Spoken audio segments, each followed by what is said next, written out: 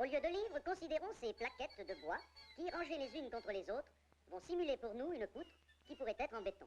En les serrant les unes contre les autres, on obtient un monobloc dans lequel existent certes des fissures sans épaisseur, matérialisées par les joints entre les plaques, ainsi qu'il peut d'ailleurs s'en produire dans le béton. Mais l'état de compression empêche leur ouverture. Si la précontrainte cesse, les fissures s'ouvrent et la poutre s'effondre. Pour réaliser matériellement cet effort de précontrainte, on peut utiliser un tendeur en caoutchouc qui traversera la poutre de bout en bout dans le sens de l'effort à exercer. Pour cela, les plaques de bois ont été préalablement percées d'un trou.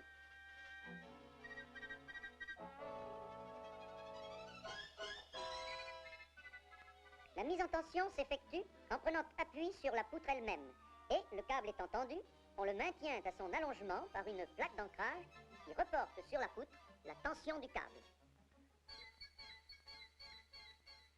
Celle-ci se trouve alors mise en état de compression.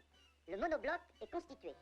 Le câble étant excentré vers le bas, la poutre ainsi réalisée a pris d'elle-même une légère cambrure dans l'attente, pourrait-on dire, des surcharges qui vont lui être imposées.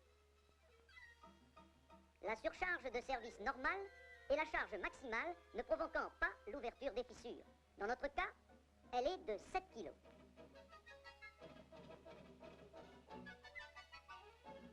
Si l'on double cette surcharge, la poutre ne s'effondre pas pour autant, mais la mise en surtension du câble provoque alors l'ouverture des fissures. Si l'on revient à la surcharge normale, l'état de contrainte de compression préalable créé par le câble tendu provoque la fermeture des fissures, ce qui équivaut à leur disparition.